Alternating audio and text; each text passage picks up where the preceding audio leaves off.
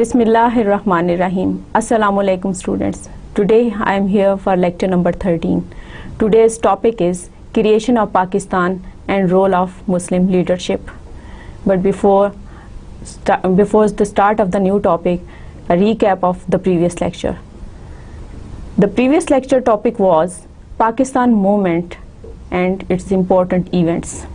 We have covered analysis of Radcliffe Award, major issues due to unfair partition, migration and refugees settled in Pakistan, issues of princely states, Jammu and Kashmir, issue of Hyderabad, issue of Junagadh, issue of Jodhpur, 10 other states, the Indus water, and now today's topic, creation of Pakistan and role of Muslim leadership. हमने जो पिछले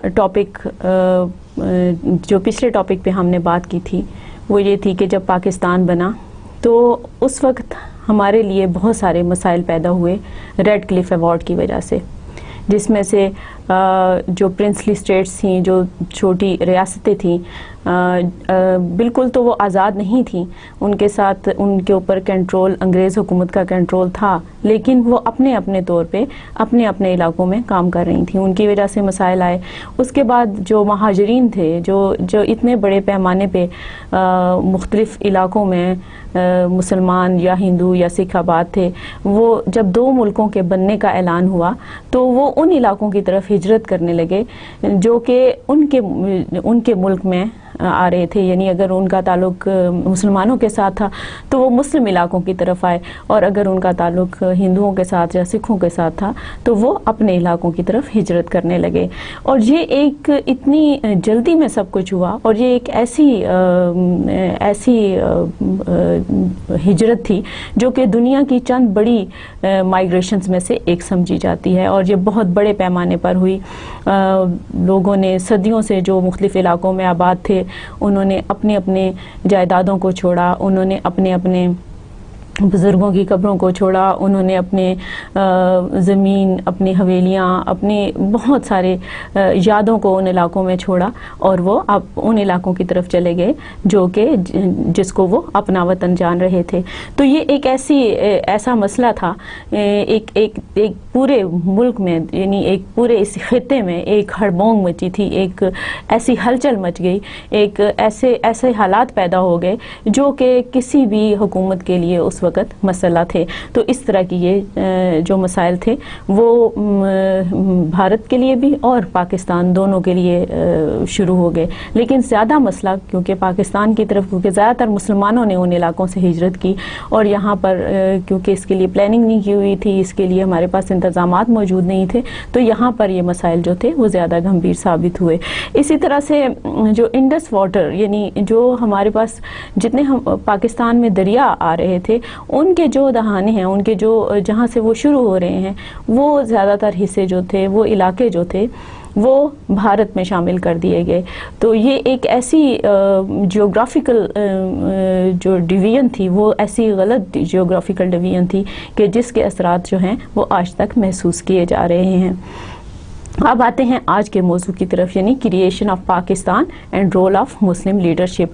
कि इन सारे मसाइल और इन सारी बातों में आपने देखा होगा कि तहरीक पाकिस्तान जो है वो किस तरह से शुरू हुई, तहरीक पाकिस्तान का आगाज़ कैसे हुआ, और किस तरह से, कितनी मुश्किलों से और कितने मराहल से गुज़रने के बाद आखिरकार हमने ये वतन हासिल किया। और इसमें आप अगर इस एक दिन की ये कहानी नहीं, ये कहानी सदियों पर मुहित है, और इस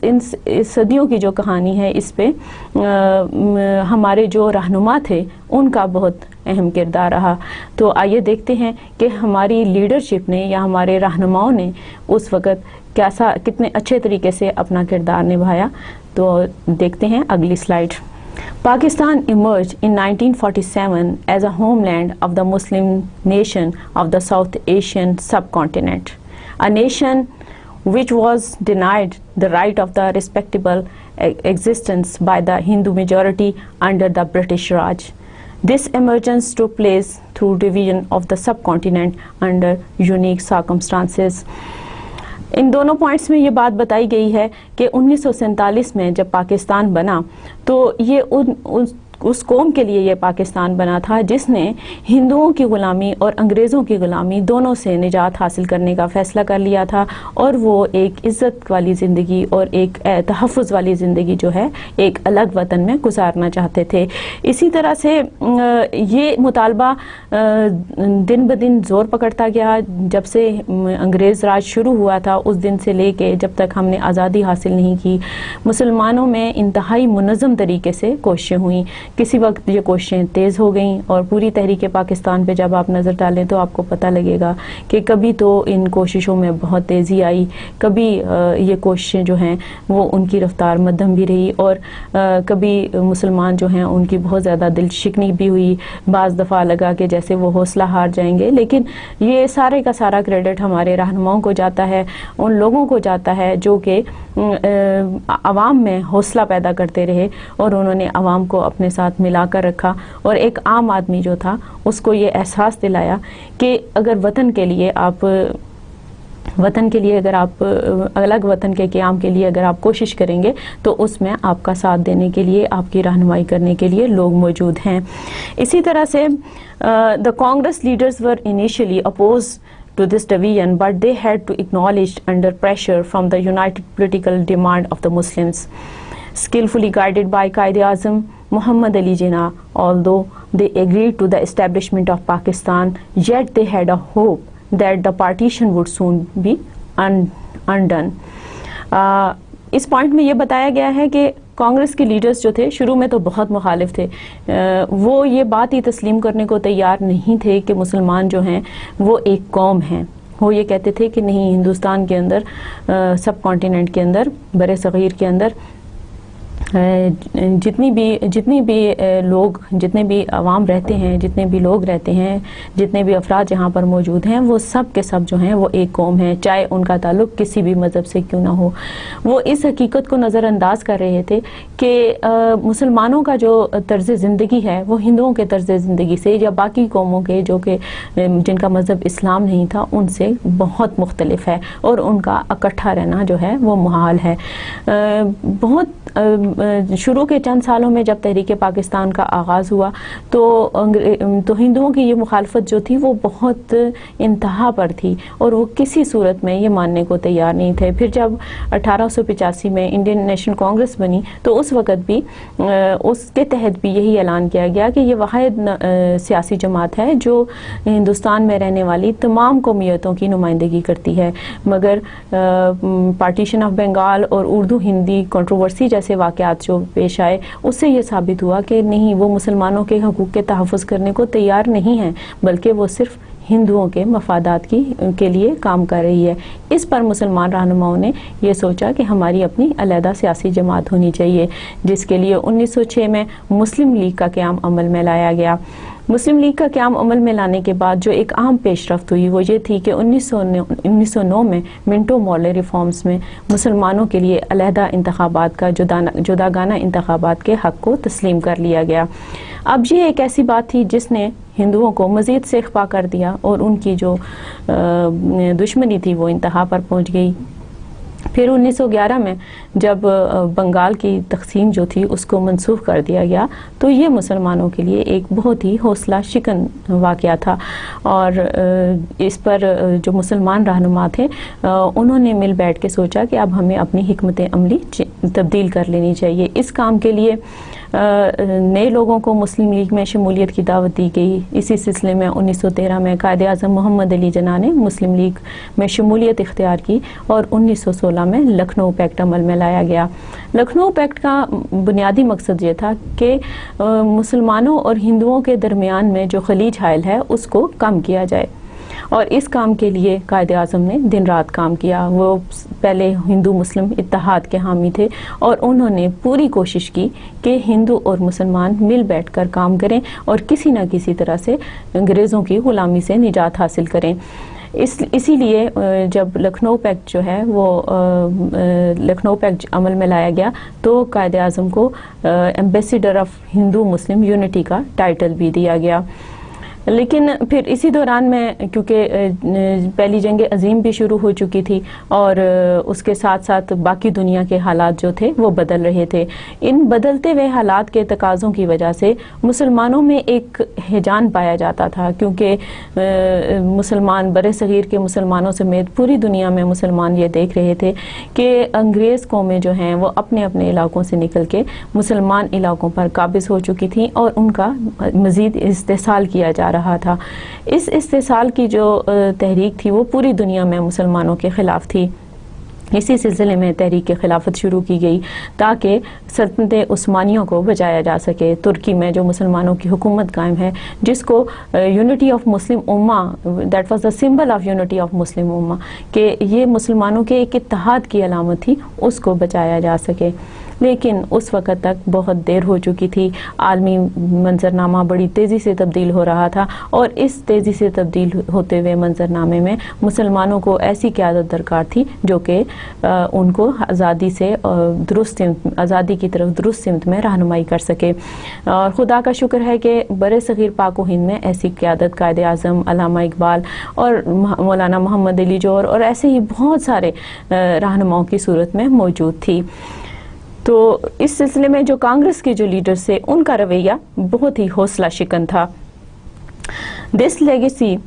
continued even after independence, or rather the Indian leaders were bent upon creating hurdles in the way of proper functioning of the new state. The best example of this is the Indian intervention in the East Pakistan in 1971, which led to the establishment of Bangladesh. ہندو رہنماؤں کی اور ہندو قوم کی جو ذہنی حالت ہے یا جس کو کہنا چاہیے جو سائیکولوجیکل ایک بیک گراؤنڈ ہے, ان کا جو نفسیاتی پس منظر ہے, وہ یہ بتاتا ہے کہ اس قوم سے تعلق رکھنے والے لوگ کسی طور پر بھی کسی صورت میں مسلمانوں کو ترقی کرتا ہوا نہیں دیکھنا چاہتے تھے. تو یہ ایسی صورتحال تھی جس کا مسلمانوں کے پاس کوئی بھی حل موجود نہیں تھا, کیونکہ کسی کے ذہن سے کسی کے دل سے ایک سوچ کو کھرچنا ایک بہت ہی مشکل کام ہے. تو یہ جو حالات تھے وہ مسلمانوں کے لیے بہت مشکل تھے. اور نہ صرف یہ کہ جب تحریک پاکستان چل رہی تھی اس وقت ہندوؤں نے ہر قدم پر مسلمانوں کی بے انتہا حوصلہ شکنی کی اور جگہ جگہ پر انہوں نے مسلمانوں کو اس مطالبے سے پاس رکھنے کی کوشش کی. لیکن یہ جو ہندو دشمنی تھی اس کا اختتام پارٹیشن یعنی دو ملکوں کی تقسیم کے بعد بھی جاری رہا. اور اس سلسلے میں ایک مثال یہ بھی ہے کہ جو ہندوؤں کی, کیونکہ when we got independence at that time Pakistan had two wings, East Pakistan and West Pakistan. اور کیونکہ یہ جو دونوں حصے تھے, these two wings were located very far from each other, ان کے درمیان میں بہت زیادہ فاصلہ تھا. اور due to lack of communication جو ہندو تھے, چونکہ ہندوستان کی پہ بارڈر مشرقی پاکستان کو لگ رہا تھا, تو وہاں پہ ہندوؤں کی تعداد بھی زیادہ تھی مغربی پاکستان کے مقابلے میں. تو انہوں نے اپنے ایسے لوگ وہاں پر داخل کر دیے جنہوں نے کہ مغربی پاکستان کے خلاف وہاں کے لوگوں کو بھڑکایا, اور آخر کار 1971 میں ہم سے ہمارے ملک کا ایک بازو علیحدہ کر دیا گیا, اور اب وہ بنگلہ دیش کی حیثیت سے ایک علیحدہ وطن کی حیثیت سے اس دنیا کے نقشے پر موجود ہے. اگرچہ وہ بھی ایک آزاد مسلمان ملک ہے اور ہمیں خوشی ہے کہ وہ ایک مسلمان ملک کے طور پر اپنے حقوق کا تحفظ کر رہا ہے اور اس خطے میں اپنا بنگلہ دیش کا ایک اپنا مقام ہے. مگر پاکستان کے باسی ہونے کی حیثیت سے ہمیں اس بات پر دکھ ہے کہ یہ اگر تو یہ حق وہ اپنے طور پر لیتے تو وہ درست تھا, لیکن اس میں جو بڑی وجہ تھی وہ ہندو دشمنی تھی. تو یہاں پر ہندو دشمنی کی وجہ سے پاکستان کو اپنے ایک حصے سے دستبردار ہونا پڑا. اسی طرح سے the Quaid demanded that India should recognize the reality of Pakistan's existence. This was not a new thing in his view. The Muslim in South Asia always had a place in India. Explaining this, he said on 19 February 1948. Quaid Azam نے بڑے واشگاف الفاظ میں اگر ان کی مختلف تقاریر جو ہیں ہمیں ان کا حوالہ مختلف جگہوں پر ملتا ہے، اور ایک کتاب بھی موجود ہے جو کہ اسپیچز آف قائد اعظم کے نام سے ہے، اور جس میں قائد اعظم کی تمام تقاریر اور ڈبیٹس جو ہیں وہ موجود ہیں. آپ اس کا مطالعہ کر سکتے ہیں تاکہ آپ کو جو تحریک پاکستان میں مختلف ادوار آئے اور کیسے قائد اعظم کی اپنی سوچ میں تبدیلی آئی. جیسے کہ میں نے ابھی لکھنؤ پیکٹ کا ذکر کیا کہ اس وقت تک قائد اعظم جو تھے وہ ہندو مسلم اتحاد کے قائل تھے، لیکن آہستہ آہستہ سر سید احمد خان کی طرح اور دوسرے رہنماؤں کی طرح وہ بھی اسی نتیجے پر پہنچے کہ ہندوؤں اور مسلمانوں کا اکٹھے رہنا بہت مشکل ہے. تو قائد اعظم نے یہ جو یہاں پہ حوالہ ہے اس تقریر میں یہ کہا کہ مسلمانوں کے لیے ہمیشہ سے ہندوستان میں اپنی جگہ موجود تھی. وہ کیا کہتے ہیں؟ وہ کہتے ہیں we have had a place in India for many centuries. At one time it was supreme place. This was when the edict of the Mongols run from shore to shore. اس تقریر میں وہ کیا کہتے ہیں؟ We have had a place in India for many centuries. At one time it was supreme place. This was when the edict of the Mughals ran from shore to shore. We look back on that period simply from historical point of view. Now we have got a comparatively small place, comparatively small, although 4 times the size of England. It is ours and we are contented with it. یہاں پر دیکھیں کہ اس تقریر میں جو کہ قیام پاکستان کے بعد کی تقریر ہے، یعنی قیام پاکستان 1947 میں ہو چکا تھا، اور 1948 میں کی یہ جو اسپیچ ہے قائد اعظم کی، اس میں انہوں نے کہا ہے کہ ہندوستان والے اپنے دل میں جو ہندو اپنے دل میں یہ خفت مت رکھیں، یہ دشمنی مت رکھیں، یہ اناد مت رکھیں کہ مسلمانوں کی یہاں پر کوئی جگہ نہیں تھی. مسلمانوں نے یہاں پر اپنی جگہ خود بنائی، اور یہاں کے جب مقامی باشندے بھی اس میں شامل ہو گئے اور انہوں نے بھی اسلام کو قبول کر لیا، تو پھر مسلمان باہر سے کیسے آئے؟ یہ غور کرنے والی بات ہے، اور یہ ایک ایسی تاریخی حقیقت ہے جو کہ بہت ہی عام ہے. کیونکہ ہم نے اپنی پچھلے لیکچرز میں اس بات پہ ہم قائل ہیں اور ہم اس پہ بات کر چکے ہیں کہ یہاں کے مقامی لوگوں نے بڑی خوش دلی سے اسلام کو قبول کیا. تو جب یہاں کے مقامی لوگ جو ہیں انہوں نے اس مذہب کو قبول کر لیا اور وہ مسلمان ہو گئے، تو پھر تو یہ یہیں کے لوگ ہوئے، یہ باہر سے کیسے آئے؟ یعنی وہ مسلمان جو ہیں چند مسلمان عرب جو مسلمان جو ہے وہ یہاں پر آئے یا دوسرے علاقوں سے آئے، لیکن زیادہ تر لوگ جو یہاں کے رہنے والے ہیں وہ یہیں کے مقامی باشندے ہیں جنہوں نے اسلام کو خوش آمدید کہا، اسلام کو دل سے قبول کیا. اس لحاظ سے قائد اعظم کی اس تقریر کا حوالہ بہت ہی اہم ہے کہ قائد اعظم نے کہا کہ صدیوں پہلے سے ہی ہمارے پاس یہاں پر اس سرزمین پر ہماری جگہ جو ہے وہ مخصوص تھی، اور یہاں تک کہ جب مغل تھے ان کی سرحدیں جو ہیں وہ دور دور تک پھیلی ہوئی تھیں. اور پچھلے جو لیکچرز ہیں آپ نے دیکھا، میں نے نقشوں کی مدد سے بتایا کہ مغل سلطنت جو ہے وہ کتنی وسیع تھی. اسی طرح سے اس سرزمین پاکستان کے حوالے سے قائد اعظم کہتے ہیں کہ اگرچہ اب ہمارے پاس رقبے کے لحاظ سے جگہ کم ہے،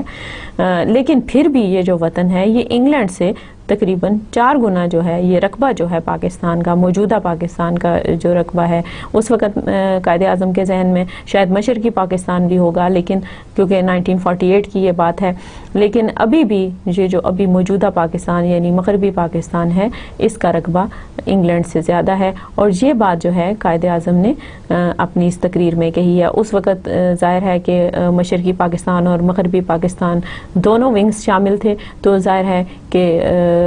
جو پاکستان کا رقبہ ہے وہ انگلینڈ کے مقابلے میں 4 گنا تھا. اب اگرچہ ایک ونگ علیحدہ ہونے سے یہ اس میں تھوڑی کمی آئی ہے، لیکن پھر بھی ہمارے پاس ایک زمین کا ایک ایسا ٹکڑا موجود ہے جو دنیا کے کئی ممالک کے مقابلے میں رقبے کے لحاظ سے بڑا ہے.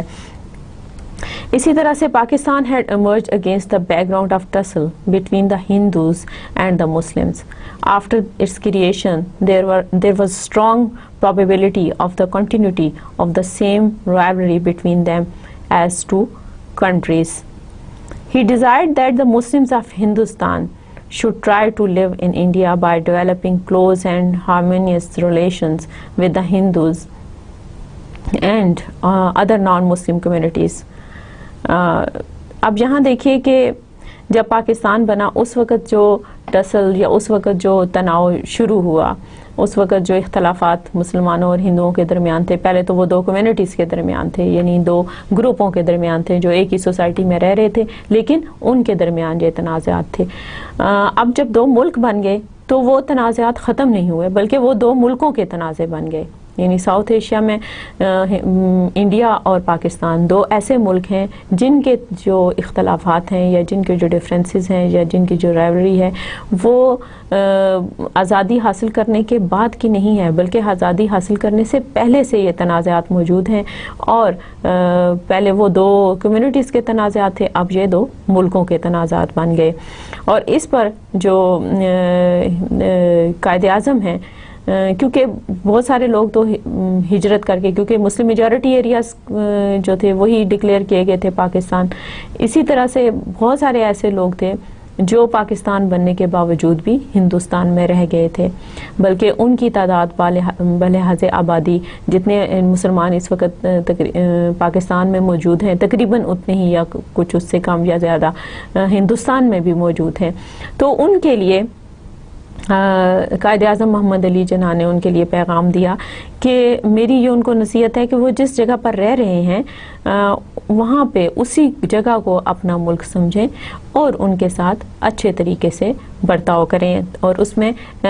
उस मुल्क की बेहतरी के लिए ऐसे काम करें जैसे कि वो अपने मुल्क की बेहतरी के लिए काम कर रहे हैं. अब ये देखें कि इसमें कितनी गहरी सोच है जो कि इख्तलाफात को कम करने के लिए है, जो कि इंसानियत को इंसानियत की एक ऐसी सोच की अक्कासी करती है जो कि इंसानियत की बका के लिए बहुत ज़रूरी है. तो ये सोच थी हमारे अजीम लीडर कायदे आज़म मोहम्मद अली जिन्ना की. वो कहते हैं, as the Indian Muslims had supported that cause of Pakistan, the Indian government victimised and apprised them. The Qaid called upon the Indian government not to penalize them for their help and sympathy for the establishment of Pakistan. एक तरफ तो उन्होंने वहाँ के मुसलमानों को, पहले उन्होंने वहाँ के जो हिंदुस्तान में अब मुसलमान रह गए थे या अब रह रहे हैं भारत के जो मुसलमान हैं, उनको ये कहा कि आप उस जगह को जहाँ पर आप रह रहे हैं उसको अपना वतन समझें और उसकी बेहतरी के लिए काम करें. और दूसरी तरफ उन्होंने भारतीय गवर्नमेंट को ये कहा, भारत की हुकूमत को ये कहा कि क्योंकि उन्होंने क़याम पाकिस्तान के लिए मुसलमानों का साथ दिया है, इस गुनाह की सज़ा उनको ना दें, उनके साथ अपना रवैया बेहतर करें. यहाँ से आप अंदाज़ा कर सकते हैं कि कायदे आज़म की शख्सियत में कितनी बुर्दबारी थी और कितना दूर तक वो सोचते थे कि ताकि जो आम लोग हैं, जो आम आवाम हैं, वो किसी भी हुकूमत के अताब का निशाना ना बने, वो पिस कर ना रह जाएं और उनके जो बुनियादी हकूक़ हैं वो सल्ब ना हों. इसी तरह से the same attitude of cordiality towards the Hindus and other non-Muslims population in Pakistan was expected by him from the government of Pakistan, which he himself was heading. In this policy, he sought cooperation from both the Muslims and the Hindus of Pakistan. इसी तरह से कायदे आज़म क्योंकि उस वक़्त ख़ुद मुल्क के सरबराह थे, उनका रवैया यहाँ रहने वाले जो हिंदू अक़लियत थी या जो सिख थे उनके साथ उन्होंने अपना रवैया बहुत बेहतर रखा और उनको बहैसियत कौम का फ़र्द जो है उनको उनके साथ अपना सलूक जो है ऐसा ही रखा जैसे एक मुसलमान के साथ रखते हैं. और मज़हब की बुनियाद के ऊपर उनके साथ कोई तासुब नहीं बढ़ता गया, उनको तरक्की के वैसे ही मौक़े दिए जा रहे हैं, उनके साथ उसी तरह से सलूक किया जाता है जैसा कि यहाँ के रहने वाले एक आम शहरी को जो हकूक़ हासिल हैं वही यहाँ पर अक़लियतों को हासिल हैं. और क्योंकि उस वक़्त कायदे आज़म ख़ुद मुल्क के सरबराह थे तो उन्होंने कोशिश की कि इस मेयार को जो है वो एक मिसाल बनाएं ताकि आने वाले वक्तों में भी आने वाले लीडर, आने वाली हुकूमतें भी उनके इस मिसाल के ऊपर कारबंद रहें और इसको पेश नज़र रखते हुए वो अक़लियतों के साथ अपना सलूक अच्छा रखें.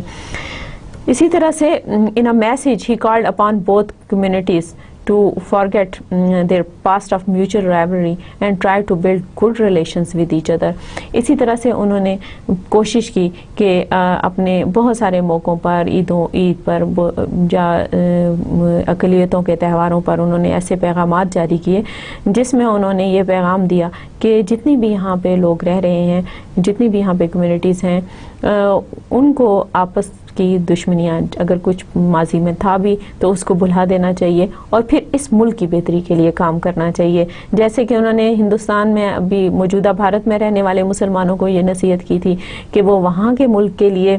بہتری کے لیے کام کریں، اسی طرح سے وہ اس بات کی توقع کر رہے تھے کہ یہاں پر رہنے والے جو اقلیتیں ہیں وہ بھی تعمیر پاکستان میں بڑھ چڑھ کر حصہ لیں. ان کے ایک تقریر کا حوالہ ہے کہ one can quite understand the feeling that exists between the two communities wherever one community is in majority and the other is in minority, but the question is whether it is possible or practicable to act otherwise than what has been done. اب یہاں پر دیکھیں کہ یہاں پر بھی اس حوالے میں بھی قائد اعظم نے جتنی بھی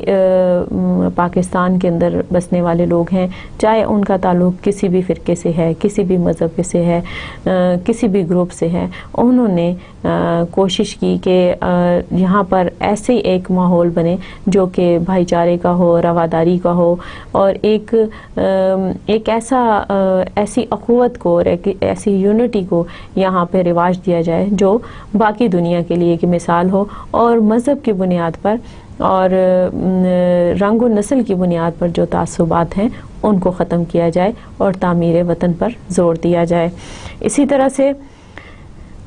قائد اعظم اپنی ایک اور تقریر میں کہتے ہیں our division had to take place on both sides in Hindustan and Pakistan. There are sections of people who may not agree with it, who may not like it, but in my judgment there was no other solution, and I'm sure future history will record its verdict in favor of it. And what is more, it will be proved by actual experience as we go on what was the only solution of India's constitutional problems.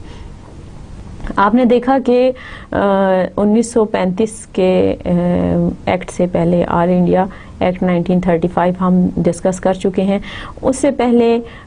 جو جتنے بھی واقعات آئے، یعنی تقریباً 1924 سے لے کے 1935 تک، اس میں جو دہلی پروپوزلز تھیں یا جو نہرو رپورٹ تھی یا قائد اعظم کے 14 نکات تھے یا جو پریزیڈنشیل ایڈریس تھا علامہ اقبال کا، ان سب حوالوں میں ہر جگہ پہ اس بات کی کوشش کی گئی تھی کہ کسی نہ کسی طرح سے کوئی بہتری کی صورت نظر آ جائے، کوئی کسی نہ کسی طرح سے جو ڈیڈ لاک ہے مسلمانوں اور ہندوؤں کے درمیان ہندوستان کے حوالے سے، آئین کے حوالے سے، اس ڈیڈ لاک کو ختم کیا جائے. لیکن مسلمان اپنی جگہ پر اپنے ارادے پہ اور اپنے مطالبے پر پوری طرح سے کاربند تھے، اور دوسری طرف جو ہندو رہنما تھے انہوں نے بھی اپنے رویے میں لچک نہ دکھائی، جس کے نتیجے میں 1935 میں انگریز حکومت نے ایک ایکٹ کا اعلان کیا جو آل انڈیا ایکٹ 1935 کے نام سے تاریخ میں موجود ہے. اب اس ایکٹ کے تحت شروع میں مسلم لیگ نے بھی اور کانگریس نے، دونوں سیاسی جماعتوں نے اس کی بھی مخالفت کی، لیکن بعد میں آنے والے حالات نے ثابت کیا کہ یہ جو آئینی حل تھا جو انگریزوں نے پیش کیا تھا، جب یہ دونوں ملک آزاد مملکت کی حیثیت سے وجود میں آ گئے تو انہوں نے اسی ایکٹ کو سب سے پہلے اپنے کچھ ضروری ترامیم کے بعد اسی کے تحت اپنی حکومتوں کی شروعات کی. تو یہ ایک ایسی چیز ہے کہ اس حوالے میں یہ بتایا ہے قائد اعظم نے کہ اس کے علاوہ کوئی بھی آئینی حل نہیں تھا. دیکھیں اب بات چیت میں ڈیڈ لاک آپ دیکھ رہے ہیں کہ ایک سیکوینس ہے ان سارے واقعات میں جو بھی میں نے آپ کے سامنے دہرائے کہ دونوں جو پارٹیز تھیں، جو دونوں میجر پارٹیز تھیں جن کو دعویٰ تھا کہ وہ ہندوستان کے لوگوں کی نمائندگی کرتی ہیں، یعنی کانگریس ہندوؤں کی اور مسلم لیگ مسلمانوں کی، تو دونوں پارٹیز جو تھیں وہ کسی صورت پہ بھی آئینی جو اصلاحات ہونی تھی ان پہ وہ متفق نہیں ہوتی تھیں، اور نہ آئین بنانے کے بارے میں ان میں کوئی ہم آہنگی پائی جاتی تھی. تو اس کے لیے پھر جو واحد حل تھا وہ پارٹیشن تھا، جس کے نتیجے میں دونوں ملک جو ہیں وہ وجود میں آئے. اسی طرح سے قائد اعظم نے کہا کہ an idea of a united India could never have worked, and in my judgment it would have led us to terrific disaster. Maybe that view is correct, maybe it is not. That remains to be seen. اسی طرح سے انہوں نے کہا کہ یہ جو United India کا یا ایک متحدہ ہندوستان کا جو ایک خیال تھا، وہ کہتے ہیں کہ میرے خیال میں کہ یہ کوئی قابل عمل خیال نہیں تھا، اور اس کے جو نتائج ہونے تھے وہ درست نہیں ہونے تھے، اور آنے والے حالات جو ہیں وہ اس کو ثابت کریں گے. کیونکہ دیکھیں ہر ملک میں، ہر جگہ پہ، ہر گروپ میں مختلف رائے رکھنے والے لوگ پائے جاتے ہیں. کچھ لوگ کسی چیز کے حق میں ہوتے ہیں، کچھ لوگ جو ہیں اپنی ثوابدید کے مطابق اسی پوائنٹ آف ویو کے حق میں نہیں بھی ہوتے. تو حق کے رائے دہی ہر ایک کا ایک بنیادی حقوق میں سے ایک حق ہے کہ آپ کو آزادی ہونی چاہیے، فریڈم آف سپیچ ہونا چاہیے. تو اسی بات، یہ جو قائد اعظم کی سپیچ کا حوالہ ہے وہ اسی چیز کا عنادار ہے کہ لوگ جو ہیں ان کو اپنی رائے دینے کا حق حاصل ہے. لیکن یہاں پر قائد اعظم کہتے ہیں لیکن میرے خیال کے مطابق، جو میری ججمنٹ ہے اس کے مطابق جو یہ جو ملکوں کی تقسیم ہے یہ بالکل ٹھیک ہوئی ہے، اور آنے والے حالات ثابت کریں گے کہ اس سے جو بہتر فیصلہ ہے وہ مسلمانوں اور ہندوؤں کے حق میں اور کوئی نہیں ہو سکتا تھا. اسی طرح سے all the same in this division is not it was impossible to avoid the question of minorities being in one dominion or their other. Now that was unavoidable. There is no other solution. Now what shall we do? Now if we want to make this great state of Pakistan happy and prosperous, we should wholly and solely concentrate on the well-being of the people and especially of the masses and the poor. اب قیام پاکستان کے بعد اب جو ہمارے رہنما ہیں قائد اعظم، ان کا کام ابھی ختم نہیں ہوا. وہ پھر بھی لوگوں کو یہ بتا رہے ہیں کہ یہ جو تقسیم ہے اس پہ چاہے کتنے بھی نقطۂ نظر آئیں، آپ ابھی بھی دیکھ رہے ہوں گے کہ آج کل بھی اس طرح کے سوالات اٹھائے جاتے ہیں کہ جی تقسیم ہندوستان ضروری تھا یا نہیں ضروری تھا، یا جی یہ ان مسائل کے اور بھی حل نکالے جا سکتے تھے. لیکن دیکھیں کچھ لوگ ہر علاقے میں، ہر قوم میں اللہ تعالیٰ نے کچھ لوگ ایسے بھیجے ہوتے ہیں جو دوسرے لوگوں سے کچھ بہتر سوچ لیتے ہیں یا کچھ آگے تک دیکھ لیتے ہیں. تو جو قومی رہنما ہوتے ہیں، جو صحیح قومی رہنما ہوتے ہیں، جو سچے اور مخلص قومی رہنما ہوتے ہیں، وہ اپنے ملک و قوم کی بہتری کے لیے ان کو بتاتے ہیں کہ آنے والے وقت میں کیا ہو سکتا ہے. اور ان کے اکثر تاریخ یہ ثابت کرتی ہے کہ اکثر اس طرح کے رہنماؤں کے اندازے درست ثابت ہوتے ہیں. وہ یہاں پر قائد اعظم یہ کہتے ہیں کہ قیام پاکستان جو تھا وہ ناگزیر تھا، کیا پاکستان بننا بہت ضروری تھا، اور جب یہ بن گیا ہے تو اب ہمیں پورے دل و جان کے ساتھ اس کی تعمیر و ترقی کے لیے کام کرنا چاہیے. اور ہمیں ان لوگوں کے بارے میں سوچنا چاہیے جنہوں نے اس کے لیے بے شمار قربانیاں دیں، اگرچہ ان کا نام کہیں نہیں لکھا ہوا، میں نہیں جانتی، آپ نہیں جانتے، اور ہمارے ارد گرد رہنے والے جو کسی کتاب میں ہمیں ان کا ذکر نہیں ملتا، کسی اور حوالے میں ان کا ذکر نہیں ملتا. ہم تو چند نمایاں لوگوں کو جانتے ہیں، لیکن یقین کیجئے کہ تاریخ میں ایسی مثالیں موجود ہیں، ایسے واقعات موجود ہیں جو اب کہانیوں کی، افسانوں کی، ناولوں کی شکل میں موجود ہیں، جو وہ کہانیاں سناتے ہیں کہ ایسے گمنام ہیرو تھے جنہوں نے قدم قدم پر قیام پاکستان کے لیے بے مثال قربانیاں دیں. تو جب اتنے لوگوں نے اس وطن کے قیام کے لیے قربانیاں دی ہیں تو ہمیں بھی یہ چاہیے. یہاں پہ قائد اعظم نے اس تقریر میں یہی بتایا کہ اب جو ملک بننا تھا وہ بن چکا ہے، اب ہمارا یہ کام ہے کہ ہم دل و جان سے اس ملک کے لیے کام کریں اور ان لوگوں کے بارے میں سوچیں جنہوں نے بے مثال قربانیاں دی ہیں. ان کی قربانیوں کو یاد رکھیں، اور ان کی قربانیوں کو یاد رکھنے کا بہترین طریقہ یہ ہے کہ ہم اس ملک کی تعمیر و ترقی میں پورے خلوص نیت کے ساتھ شامل ہوں. اور دوسری طرف یہاں کے جو غریب لوگ ہیں، یہاں کے جو غریب عوام ہیں، ان کے لیے کام کریں. کیونکہ جو تو اپر کلاس ہوتی ہے وہ تو کسی نہ کسی صورت میں چاہے ملکوں کے حالات کچھ بھی ہوں، چاہے قوموں کے حالات کچھ بھی ہوں، اس کا نقصان اپر کلاس کو یا ایسے لوگوں کو جو ایلیٹ یا اپر کلاس میں آتے ہیں ان کو اتنا نہیں ہوتا جتنا اس کا خمیازہ جو ہے غریب عوام کو یا غریبوں کو بھگتنا پڑتا ہے۔ تو اس بات کے لیے قائد اعظم نے یہ کہا ہے کہ ہم نے ملک حاصل کر لیا، ہمارے غریب لوگوں نے، ہمارے بہت سارے ایسے لوگوں نے جن کا کہ کہیں پر نام نہیں ہے، ہم انہیں نہیں جانتے، لیکن ان کی قربانیوں کو یاد رکھیں، اور ان کی قربانیوں کو یاد رکھنے کا بہترین طریقہ یہ ہے کہ اس ملک کی تعمیر و ترقی میں دل و جان سے شرکت کریں اور اس کے عوام کی، غریب عوام کی خدمت کا عہد کریں۔ اسی طرح سے that is what was desired by the Qaid, who was keenly interested in strengthening human relations between the people of both countries. Thus,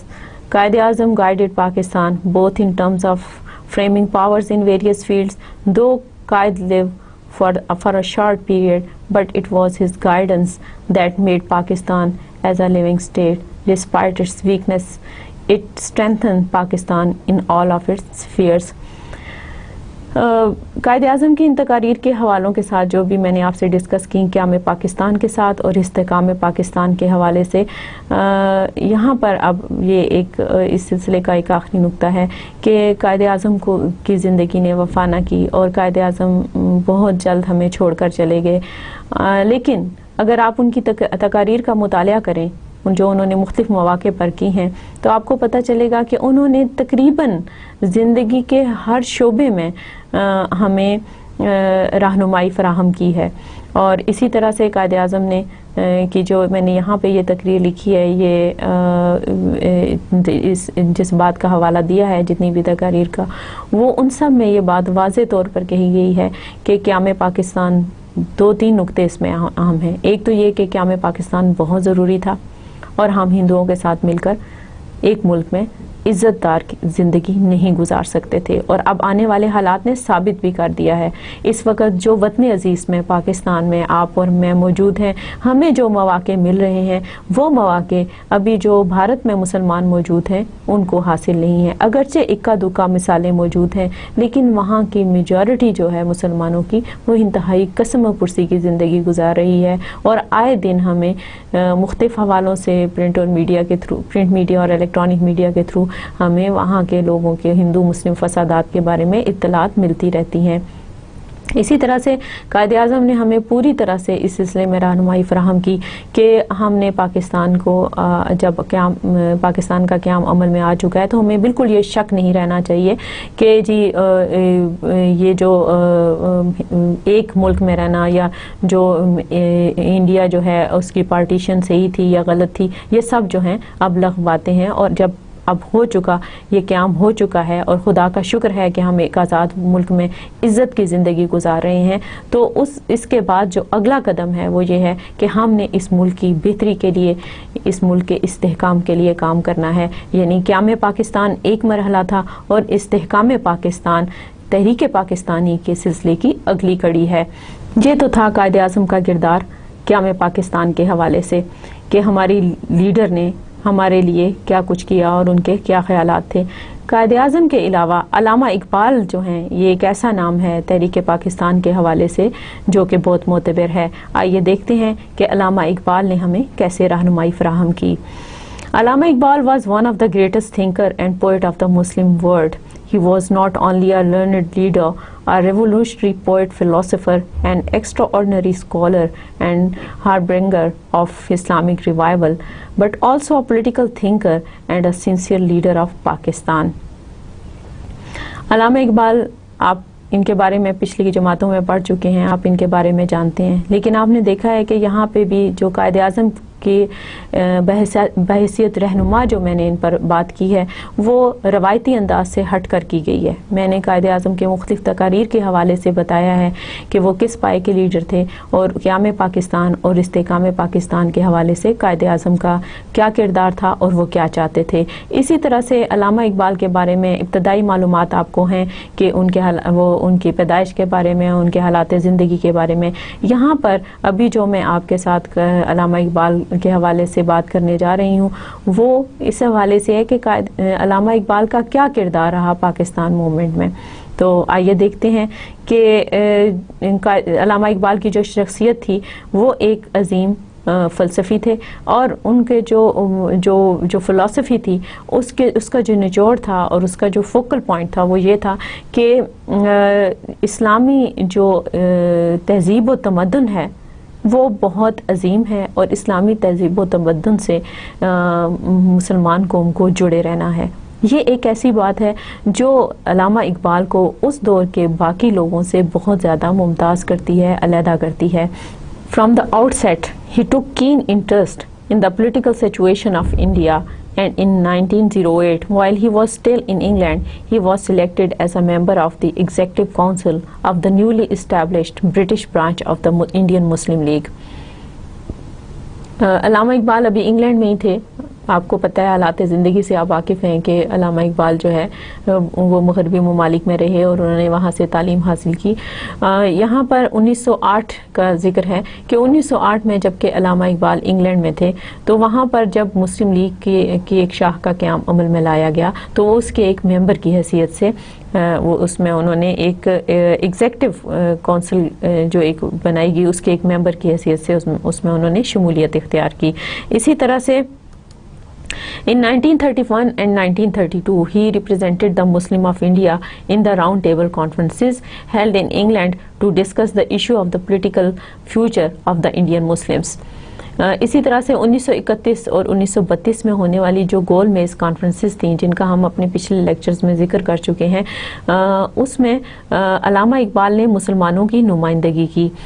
Iqbal was greatly inspired with political wisdom and divinely insight. He was deadly against atheism and materialism, and discarded the European concept of religion as the private faith of an individual having nothing to do with his temporal life. In his view, the biggest blunder made by Europe was the separation of church and state. یہاں پہ اقبال کی جو سیاست اور مذہب کے حوالے سے فلسفی ہے یا ان کا جو فلسفہ ہے اس کے بارے میں بتایا گیا ہے کہ علامہ اقبال جو تھے وہ ایک بہت ہی دور بین شاعر اور فلسفی تھے، لیکن ان کے جو خیالات تھے وہ مذہب اور سیاست کے حوالے سے بڑے واضح ہیں، اور جا بجا ان کی شاعری میں اور ان کی مختلف کتابوں میں اور ان کے مختلف لیکچرز میں ہمیں ان کا حوالہ ملتا ہے۔ ان کا یہ خیال تھا کہ یورپ نے جو سیاست اور حکومت کو الگ الگ کر دیا ہے یہ ان کی ایک بہت بڑی غلطی ہے، اور یہ غلطی جو ہے ان کو نہیں کرنی چاہیے تھی۔ وہ یہ کہتے ہیں کہ کسی بھی شخص کا جو اپنا یقین یا فیتھ ہوتا ہے اسی کی بنیاد کے اوپر جو ہے قوم بنتی ہے، کیونکہ اقبال کہتے ہیں کہ ہر فرد ہے ملت کے مقدر کا ستارہ، یعنی جو ایک فرد کا خیال ہوگا، جو ایک شخص کا خیال ہوگا، اس کا مطلب یہ ہے کہ جب ایسے ہی خیالات کے ایک جیسے خیالات کے لوگ اکٹھے ہوں گے تو قوم بنے گی۔ مثلا اگر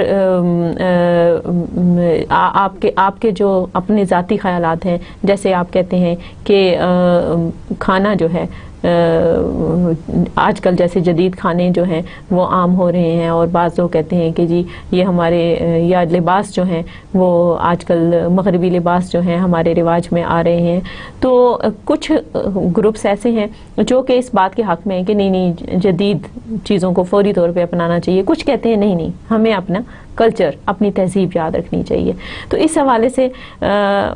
علامہ اقبال کہتے ہیں کہ جو ایک فرد کی سوچ ہوتی ہے، اب اگر ایسے افراد اس سوسائٹی میں زیادہ ہوں گے جو یہ کہیں گے نہیں جی ہمیں اپنے کلچر کے مطابق چلنا ہے،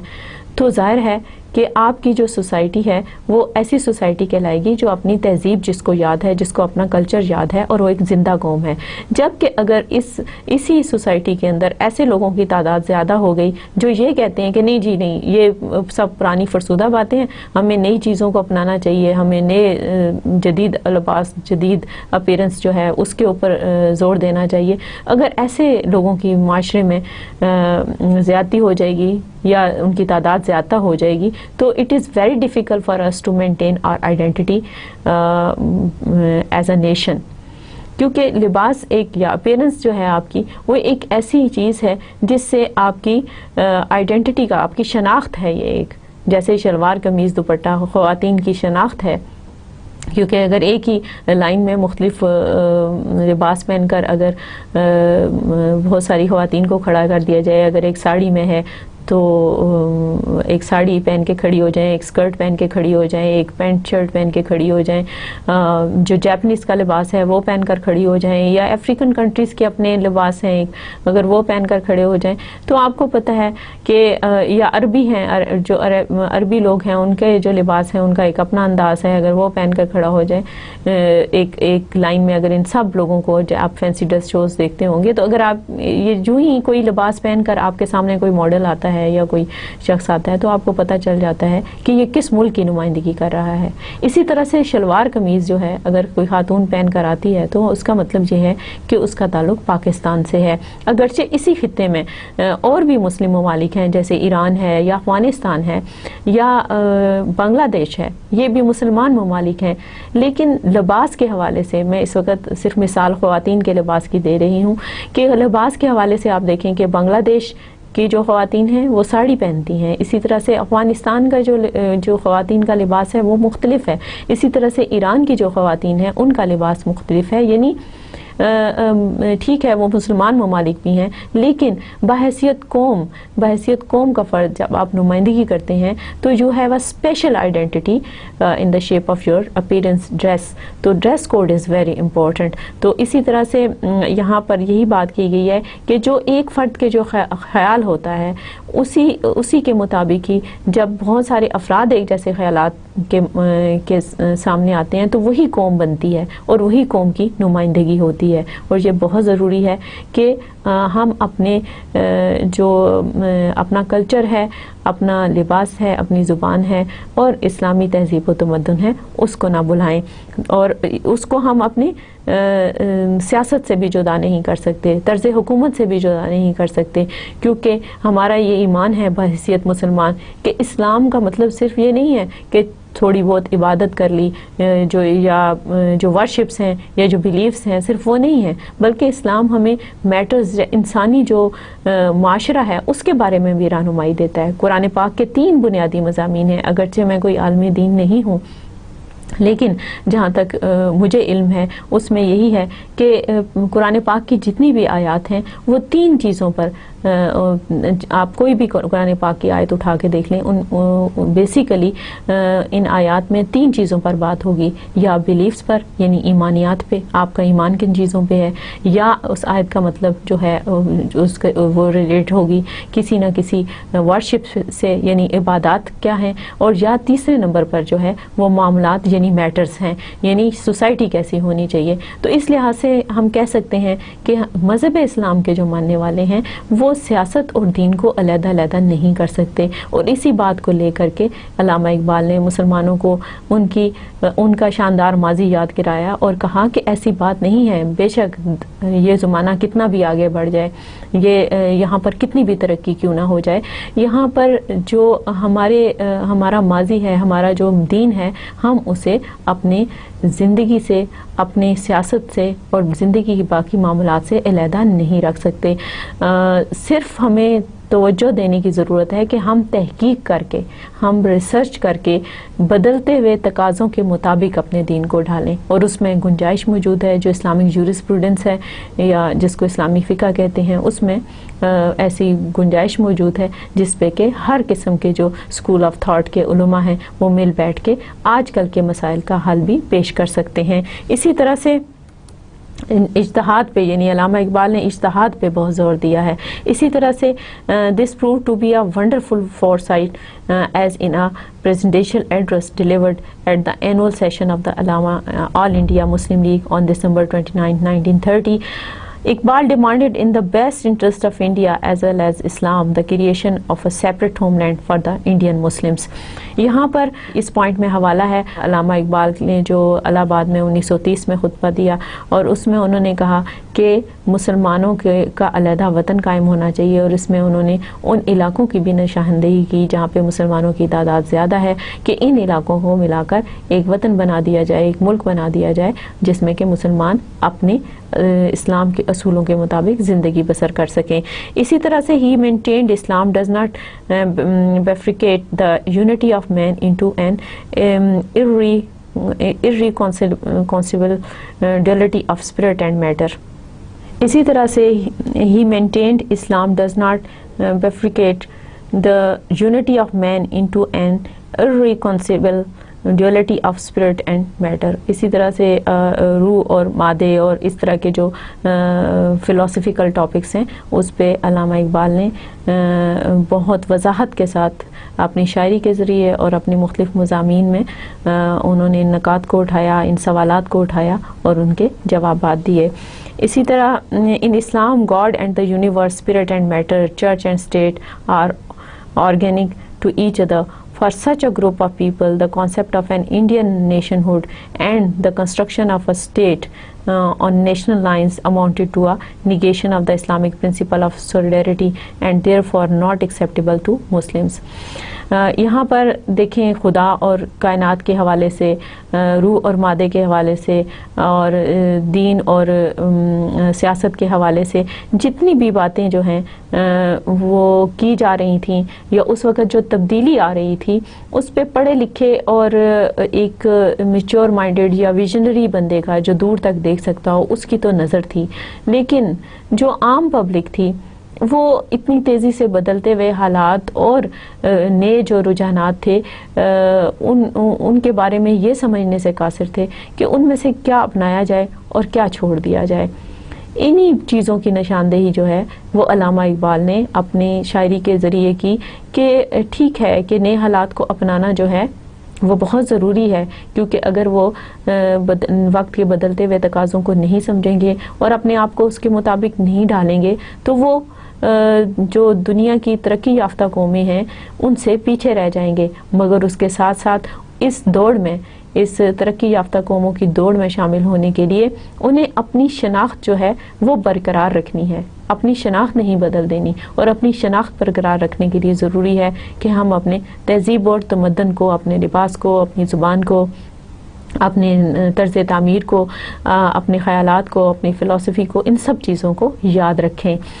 Iqbal had no hesitation in saying, if the principle that the Indian Muslim is entitled to full and free development on the lines of his own culture and tradition in his own Indian homeland is recognized as the basis of a permanent communal settlement, he will be ready to stake all for the freedom of India.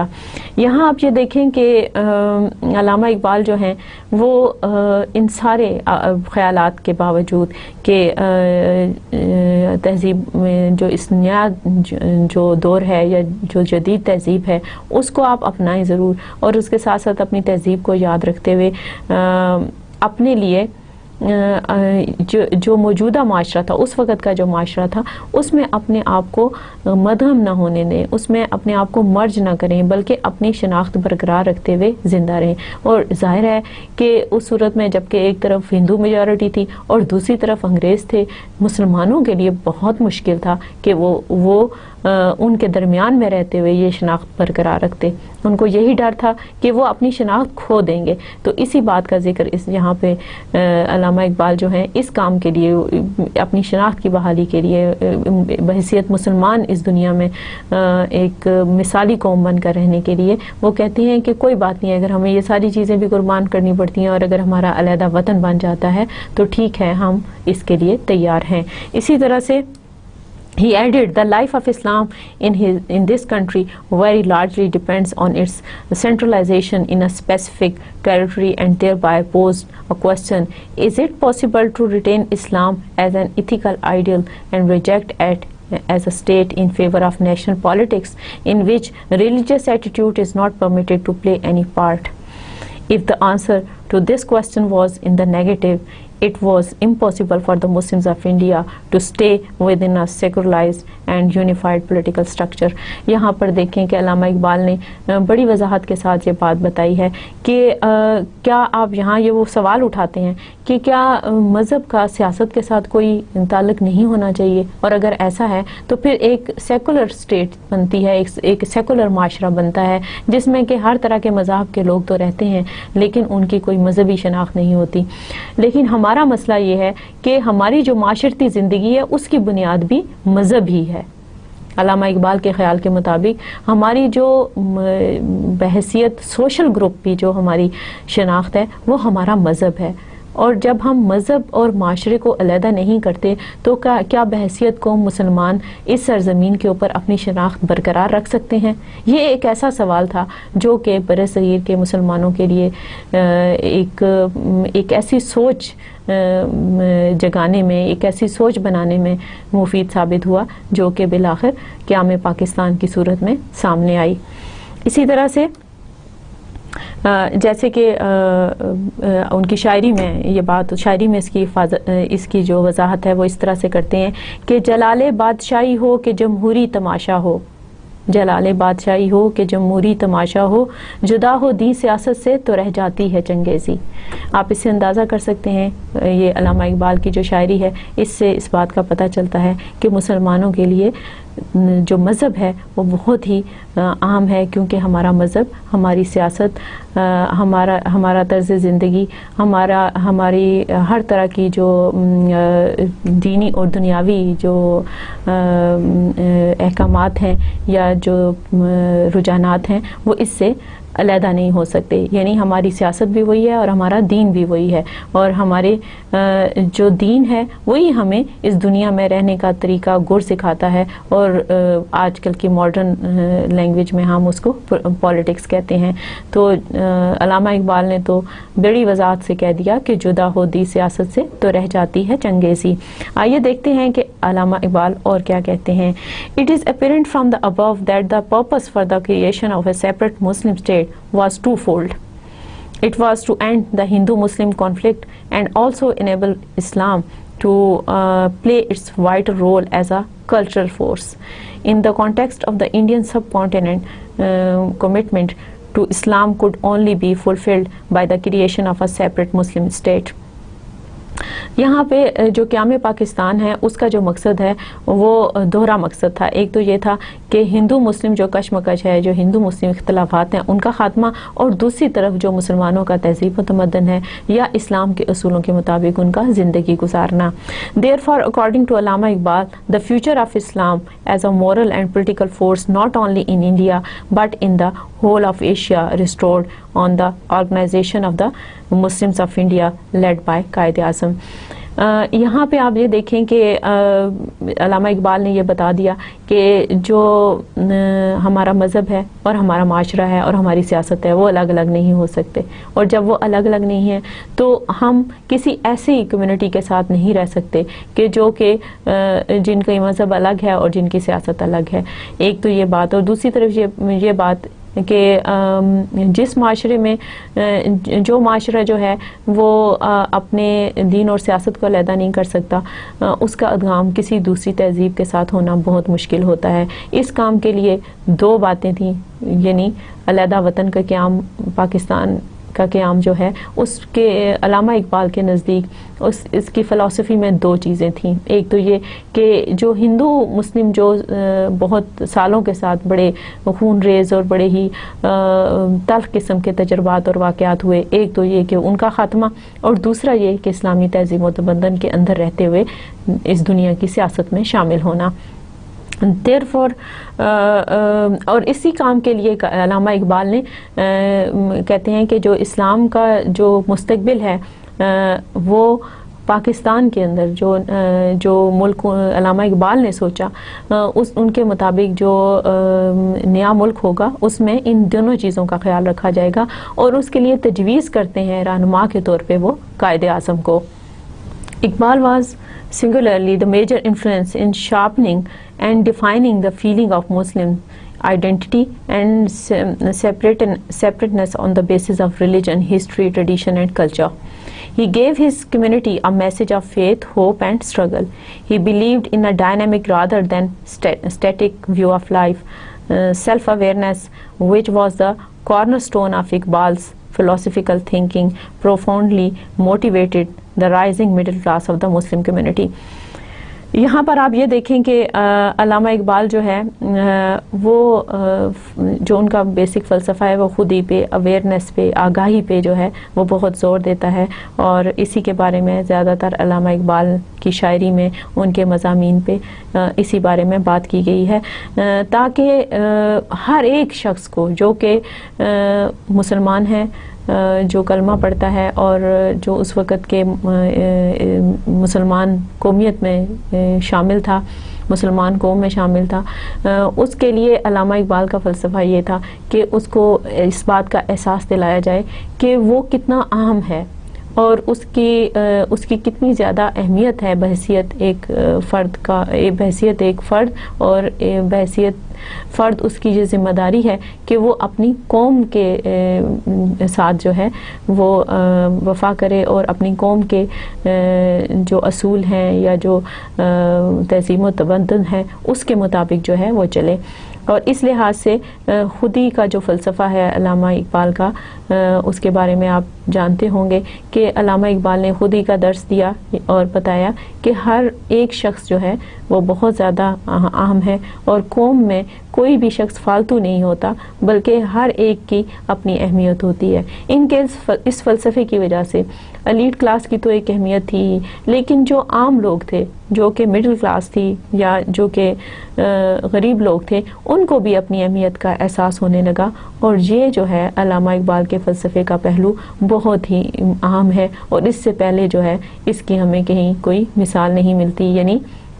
علامہ اقبال نے اپنی شاعری کے ذریعے ہر ایک فرد کو جو کہ مسلم قوم کا حصہ تھا، اس کو یہ احساس دلایا کہ وہ بہت اہم ہے، اور اس کو اپنا ملک کی تعمیر و ترقی کے لیے، اپنی قوم کے لیے اپنا کردار ادا کرنا چاہیے۔ یعنی عام لوگوں میں انہوں نے اس پیغام کو دیا، اور یہ پیغام جو تھا ہر فرد کے اندر، ہر فرد کو، جتنے بھی لوگ اس وقت برِ صغیر پاک و ہند میں مسلمانوں کی حیثیت سے رہ رہے تھے، انہیں اپنی اہمیت کا احساس ہوا، اور ان کا جو خون تھا اس میں ایک نئی طرح سے جوش اور ولولہ پیدا ہوا، اور اس جوش و ولولے کی وجہ سے ہی ہمیں پاکستان حاصل ہوا۔ Iqbal's poetry we find a significant symbol, Deedavar, yani visionary, who may be deemed as Iqbal himself. He could foresee what other could not. A visionary sees the problems or critical phenomena in a long-term perspective and develops some sort of cosmic sense. Such individuals, although very rare, change the course of history forever, as indeed Iqbal did. Iqbal کی ہمیں اپنی شاعری کے اندر ہی نا ایک لفظ ملتا ہے دیدور۔ جیسے علامہ اقبال کہتے ہیں کہ ہزاروں سال نرگس اپنی بے نوری پہ روتی ہے، بڑی مشکل سے ہوتا ہے چمن میں دیدور پیدا۔ دیدور کا مطلب ہوتا ہے ویژنری، یعنی ایسا شخص جو دور تک دیکھ سکے۔ یعنی عام فرد جو ہوتا ہے، عام جو معاشرے میں لوگ رہ رہے ہوتے ہیں، وہ اپنے اپنے کام کر رہے ہوتے ہیں، لیکن کچھ رہنما ایسے ہوتے ہیں، رہنمائی کا شرف ان لوگوں کو حاصل ہوتا ہے جو آگے تک دیکھ سکتے ہیں، اور انہی کی وجہ سے جو قیام پاکستان جیسے میریکل یا معجزے ہوتے ہیں وہ ممکن ہوتے ہیں۔ تو اقبال جو ہیں وہ بھی ایک ایسے دیدور تھے، ایک ایسے شخص تھے جن کو اس چیز کی خبر تھی، جو آگے تک دے گئے تھے، جو مستقبل پہ جنہوں نے نظر رکھی ہوئی تھی کہ اگر وہ یہ فلسفہ دے گئے جس طرح کا خیال انہوں نے پیش کیا تھا تو اس کے دورست اثرات مرتب ہوں گے، اور اس طرح کے جو لوگ ہوتے ہیں وہی قوموں کی تاریخیں رقم کرتے ہیں۔ Pakistan owes its existence to Allama Iqbal, and the people of Pakistan owe a great deal of gratitude to his extraordinary vision. After the disaster following the Balkan Wars of 1912, the fall of the Caliphate in Turkey, and many anti-Muslim non-stop actions against Muslims in India and elsewhere by the intellectuals and so-called secular-minded leaders, Allama Iqbal suggested a separate state for the Muslims of the Indian subcontinent so that they can express the strength and truth of Islam to the utmost. یہاں پر ذکر ہے بیلکن wars کا کہ جب پہلی جنگ عظیم ہوئی تو اس کے نتیجے میں جو سلطنت عثمانیہ تھی اس کو توڑ دیا گیا اور اس کے بہت سارے حصوں پر مغربی ممالک نے قبضہ کر لیا. اسی طرح سے پوری دنیا کے اندر جہاں پر بھی مسلمان بادشاہتیں قائم تھیں ان میں مغربی ممالک کا اثر بہت بڑھ چکا تھا، اور اس وقت بڑھتے ہوئے اثرات کی وجہ سے بہت سارے جو مسلمان لیڈرز میں سے بھی اور مسلمان قوم میں بھی ہر جگہ پہ پوری دنیا کے اندر ایسے لوگ موجود تھے جو کہ مصلحت کے پیش نظر خاموش رہتے تھے. ان کو اگرچہ حالات نظر آ رہے تھے لیکن وہ بھی ایسے ہی خیالات کا اظہار کرتے تھے جیسے کہ عالمی منظرنامے پر ہو رہا تھا. یعنی وہ یہ کہتے تھے کہ ہمیں اس وقت جو ہے دین اور مذہب اور تہذیب و تمدن اور اس طرح کی باتوں پہ زور دینے کے بجائے ہمیں اس وقت بدلتے ہوئے وقت کے تقاضوں کے مطابق نئے حالات کے مطابق خود کو ڈھال لینا چاہیے، اور ایک جیسے مختلف قسم کے مذہب کے لوگ جو ہیں وہ مل جل کر زندگیاں گزار رہے ہیں، مختلف جگہوں پر رہ رہے ہیں، ہمیں بھی ویسے ہی کر لینا چاہیے. ان حالات میں اگرچہ بظاہر اس وقت کے حالات کے تقاضوں کو دیکھتے ہوئے یہ بڑی صائب سوچ تھی، لیکن علامہ اقبال نے اس کی مخالفت کی اور انہوں نے ان حالات میں اپنے زمانے میں ایسے لوگوں کے موجودگی میں انہوں نے ایک علیحدہ فلسفہ دیا. انہوں نے کہا نہیں ٹھیک ہے، سلطنت عثمانیہ کی وجہ سے مسلمان ملک کے مسلمان سلطنت کے حصے علیحدہ ہو گئے، باقی جگہوں پہ بھی مسلمانوں کے ساتھ برا سلوک کیا جا رہا ہے، لیکن اس کے باوجود انہوں نے 1930 میں انہی حالات میں ایک علیحدہ وطن کے قیام کی بات کی. اور یہ ایک بڑی بات تھی جو علامہ اقبال کو باقی لیڈروں سے، اس زمانے کے جو باقی لیڈر سے، ان سے ممتاز کرتی ہے، کیونکہ یہ اس وقت کہنا بڑی جرأت کی بات تھی. He was keenly aware of the deep-seated Hindu and Sikh prejudice and unaccommodating attitude. He had observed the mind of the British government, hence he reiterated his apprehensions and suggested safeguards in respect of the Indian Muslims. During the final stages of the Round Table Conference, he said, "I shall try according to my lights to show how far it is desirable to construct a fresh policy now that the Premier's announcements at the last London conference has again necessitated a careful survey of the whole situation." یہاں پر آپ دیکھیں کہ گول میز conference کے بعد بھی علامہ اقبال کے ذہن کے اندر یہ بات موجود تھی کہ اگرچہ 1930 میں وہ خیال پاکستان پیش کر چکے تھے، پھر گول میز کانفرنسز میں انہوں نے مسلمانوں کی نمائندگی کی اور وہاں پر انہیں یہ احساس ہوا کہ انگریزوں کے مسلمانوں کے بارے میں کیا خیالات ہیں اور سکھ اور ہندو جو ہیں ان میں کتنا زیادہ تعصب پایا جاتا ہے. اب ان ساری چیزوں کو سمجھتے ہوئے انہوں نے جو اپنا اعلامیہ جاری کیا اور جو انہوں نے اسیس کیا ان کانفرنسز کے نتیجے میں، انہوں نے کہا کہ ٹھیک ہے کہ آپ ایک پالیسی جو ہے جو بھی مرتب کریں گے اس میں اس چیز کو پیش نظر رکھنا جو ہے وہ بہت ضروری ہے کہ آپ نئے سرے سے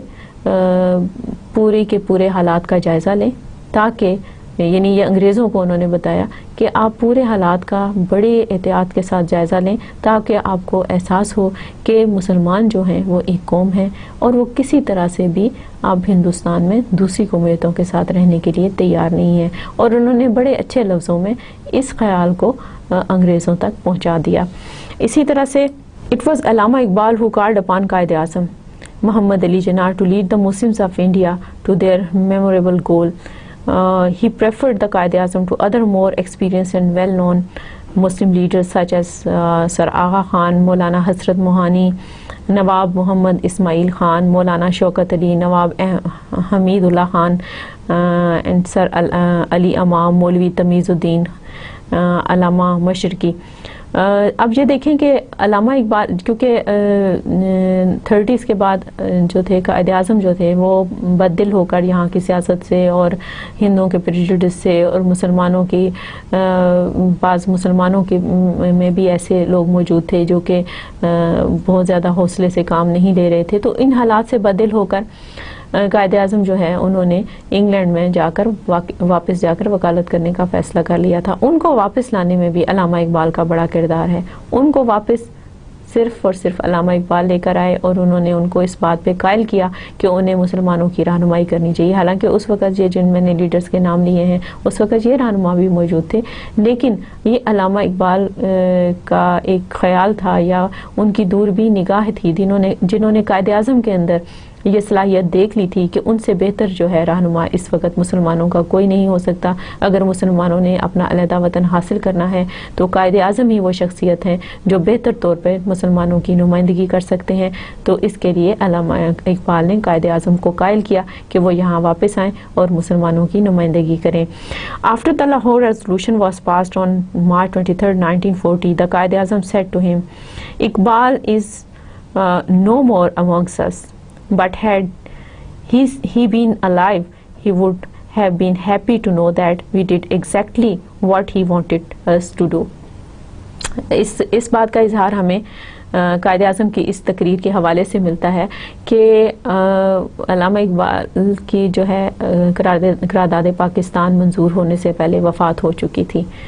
جب قرارداد پاکستان منظور ہوئی تو اس وقت 23 مارچ 1940 میں کہا، علامہ اقبال کو یاد کرتے ہوئے کہا کہ اگر وہ آج ہمارے درمیان میں ہوتے تو انہیں پتہ چلتا کہ ہم نے وہی کچھ کیا ہے جو کہ وہ چاہ رہے تھے. یعنی یہ ایک بہترین طریقہ تھا قائد اعظم کا علامہ اقبال کو خراج تحسین پیش کرنے کا، اور یہ اس بات کا اقرار بھی ہے کہ علامہ اقبال نے ہی قائد اعظم کو واپس آنے اور مسلمانوں کی قیادت کرنے پر مجبور کیا تھا. اسی طرح سے In short, Iqbal was the man behind the idea of Pakistan. His contribution to the Muslim world as one of the greatest thinker of Islam also stand unparalleled. In his writings, he urged people, particularly the youth, to stand up and face the various challenges bravely, like an eagle. The central theme and main source of his message was the Quran. That is a source of foundational principles upon which the infrastructure of an organization must be built as a logical system of life. It will remain an inspiration for us and for generations after us. علامہ اقبال نے اپنی تحریروں کے ذریعے، اپنی تقاریر کے ذریعے، اپنے خیالات کے ذریعے پوری مسلمان قوم کو متاثر کیا. انہوں نے ایک مرکز پہ لانے کے لیے، ایک جگہ، ایک پلیٹ فارم پہ لانے کے لیے اپنے صلاحیتوں کا انہوں نے استعمال کیا، جو کہ ہمیں ہمیشہ یاد رکھا جائے گا. اس میں سے خاص طور پہ انہوں نے نوجوان نسل کو بہت سارے مواقع پہ مخاطب کیا، جیسے کہ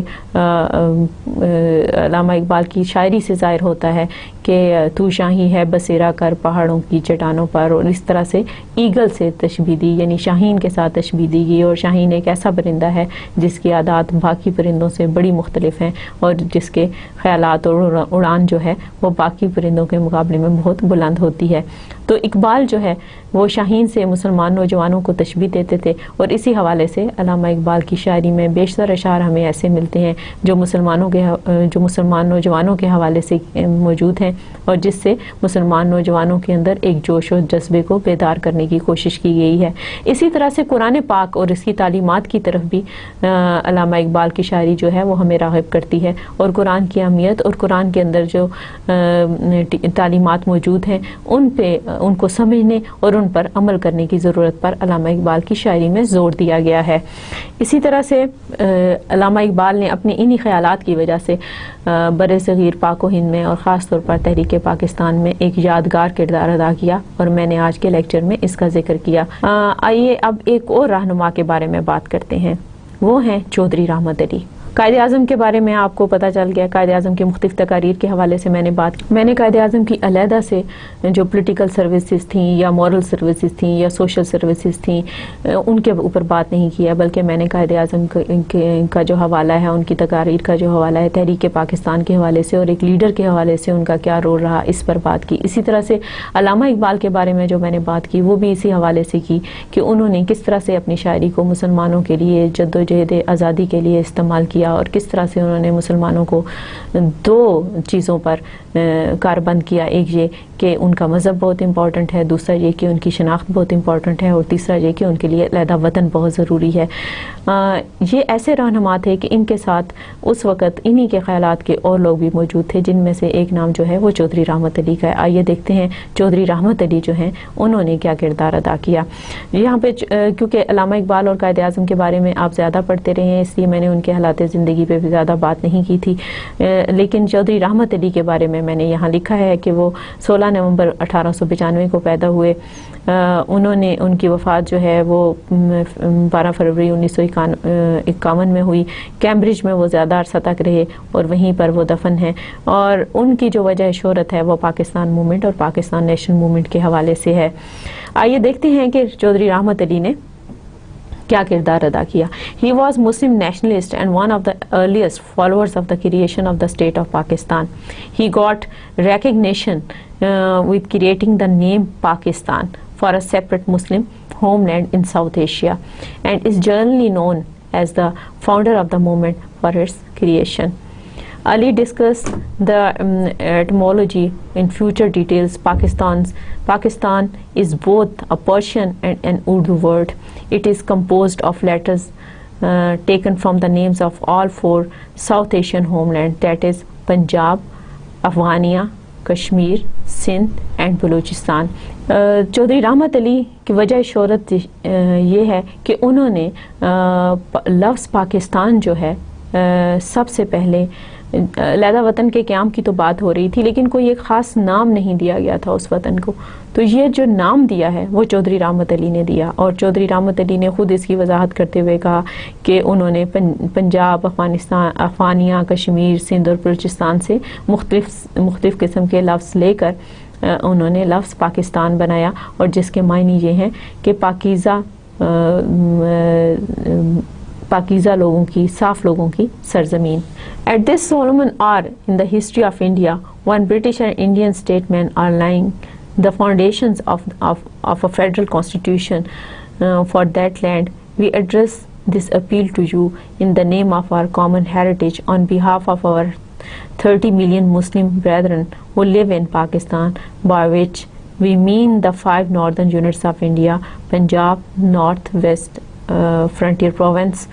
Kashmir and Sindh and Balochistan. یہاں پر جو ناؤ اینڈ نیور ایک پیمفلٹ تھا جو 1933 میں انہوں نے لکھا، اور اس میں انہوں نے واضح طور پر کہا کہ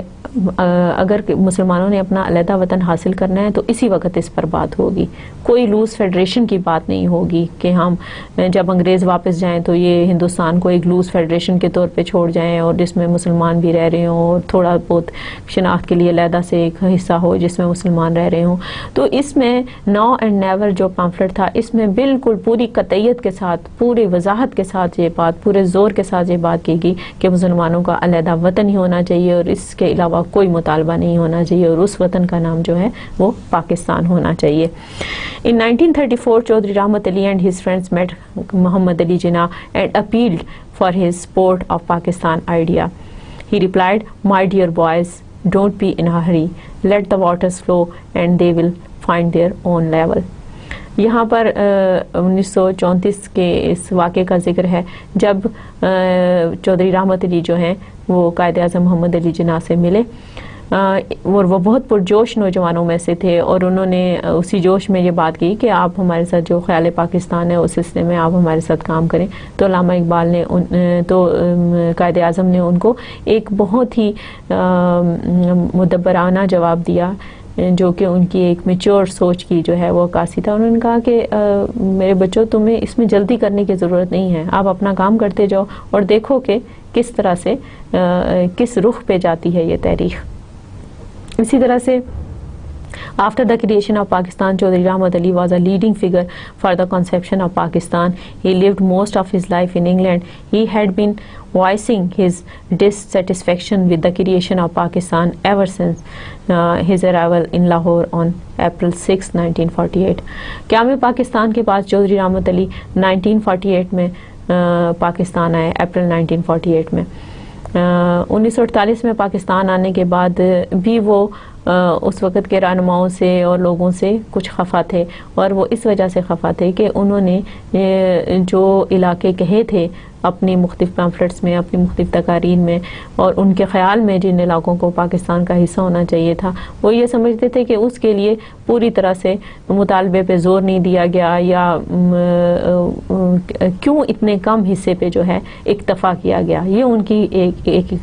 اختلاف تھا، اور اس کی وجہ سے وہ جب پاکستان تشریف بھی لائے تو ان کے دل میں تھوڑی خفگی موجود تھی۔ یہاں پر یہ میں نے نقشہ شامل کیا ہے جو کہ چودھری رحمت علی نے ان علاقوں کی نشاندہی کی تھی کہ جو کہ مسلم اکثریت علاقے تھے، اور جن کو کہ جہاں پر کہ مسلمان حکومت ہونی چاہیے تھی، اور جن علاقوں کو ایک مسلمان حکومت کا یا پاکستان کا حصہ ہونا چاہیے تھا۔ آپ دیکھ سکتے ہیں کہ یہ علاقے جو ہیں آج کل کے پورے انڈیا اور موجودہ پاکستان کے علاقے جو ہیں اور بنگلہ دیش جو ہے، وہ سب کے سب علاقے شامل ہیں، اور ان میں یہ جو سبز رنگ میں علاقے دکھائے گئے ہیں وہ سارے کے سارے مسلم اکثریت علاقے ہیں۔ تو یہ کافی سارا ایریا بنتا تھا، اس کے مقابلے میں یقیناً ابھی جو ہمارے پاس پاکستان کا رقبہ ہے وہ کافی کم ہے۔ اسی طرح سے since he was unhappy over a smaller Pakistan than the one he had conceived in 1933 pamphlet Now or Never, because of political difference with other leaders of that time, he did not stay in Pakistan and left for England in October 1948. وہ April 1948 میں پاکستان آئے، لیکن وہ اس بات پہ خفا تھے، ایک تو یہ کہ کم حصے پہ کیوں اکتفا کیا گیا، اور دوسرا ان کے کچھ اس وقت کے جو سیاسی رہنما تھے ان کے ساتھ کوئی اختلافات تھے، جس کی وجہ سے وہ زیادہ عرصہ پاکستان میں انہوں نے قیام نہیں کیا، اور وہ واپس انگلینڈ چلے گئے۔ اکتوبر میں وہ واپس انگلینڈ چلے گئے، جہاں پر 1951 میں ان کا انتقال ہو گیا۔ لیکن اس میں کوئی شک نہیں کہ انہوں نے پورے دل کے ساتھ، پوری تندہی کے ساتھ، پوری سنسیئرٹی کے ساتھ انہوں نے اپنی پوری زندگی ایک مسلمانوں کے علیحدہ وطن کے قیام کی تحریک چلانے کے لیے، لوگوں میں یہ احساس پیدا کرنے کے لیے وقف کی۔ اگر ہم ان کی زندگی کا، ان کی لکھی ہوئی کتابوں کا اور پمفلٹس کا مطالعہ کریں تو پتہ چلے گا کہ ان کے خلوص میں کوئی شک نہیں تھا، کیونکہ وہ مسلمانوں کو یہاں پر ایک بہت ہی اچھے سٹیٹس کے ساتھ، ایک بہت ہی عزت والی جگہ پر دیکھنا چاہتے تھے، اور اس کے لیے انہوں نے پوری تندہی کے ساتھ، پوری دیانتداری کے ساتھ مسلمان قوم کو اس کا احساس دلایا، اور نہ صرف احساس دلایا بلکہ عملی طور پر بھی کام کیا۔ اور شاید یہ اسی بات کا صلہ ہے کہ ان کا دیا ہوا نام جو ہے وہ اس مملکت کے ساتھ ہمیشہ رہے گا، اور پاکستان کا جو لفظ ہے اور چودھری رحمت علی خان جو ہیں وہ اکٹھے ہمیں یاد آتے ہیں، اور اسی حوالے سے ہم ان کو یاد رکھتے ہیں۔ اسی طرح یہ تو چند ایک میں نے 3 نمایاں لیڈروں کا ذکر کیا، جن میں کہ قائد اعظم علامہ اقبال اور چودھری رحمت علی شامل ہیں۔ یہاں پر میں نے ایک لسٹ دی ہے جس میں مولانا محمد علی جوہر ہیں، ابراہیم اسماعیل چندریگر ہیں، سید شمس الحسن ہیں، جان محمد جنیجو ہیں، چودھری خلیق الزماں ہیں، عبدالقیوم خان ہیں، شوکت حیات خان ہیں، لیاقت علی خان ہیں، محمد ظفر اللہ خان ہیں، سکندر حیات خان، نواب وقار الملک، حسرت موہانی، محسن الملک، خواجہ ناظم الدین، عبدالرب نشتر، غلام احمد پرویز، قاضی محمد عیسیٰ، نور الدین قریشی، مولانا شوکت علی، حسین شہید سہروردی، سید میر حسن، بہادر یار جنگ۔ یہ لسٹ جو ہے یہ بہت طویل ہے، اور یہ اس وقت اس ایک لیکچر میں ممکن نہیں کہ ان سب رہنماؤں کے اوپر ہم سیر حاصل بحث کریں۔ بلا شبہ ان سب کا جو کام ہے، یا کچھ ایسے نام بھی جو شاید اس لسٹ سے رہ گئے ہوں، وہ بھی شامل کیے جا سکتے ہیں۔ آپ کی جو درسی کتاب ہے، اور اس کتاب کے علاوہ جو ویسے آپ کو میں نے ہیلپنگ ریڈنگ مٹیریل کی جو میں نے وضاحت کی ہے، وہ آپ اس میں پڑھیں کہ کتنے لوگوں نے تحریک پاکستان کے لیے کام کیا، اور ہم ان کی خدمات کو کبھی بھی فراموش نہیں کر سکتے۔ آپ جس بھی علاقے سے تعلق رکھتے ہیں، آپ یہ کام بھی کر سکتے ہیں، کیونکہ ہمارے پاس ابھی تک مکمل ڈیٹا بھی اس سلسلے میں موجود نہیں ہے۔ آپ جس علاقے سے بھی تعلق رکھتے ہیں، آپ یہ کر سکتے ہیں کہ آپ اپنے علاقوں میں دیکھیے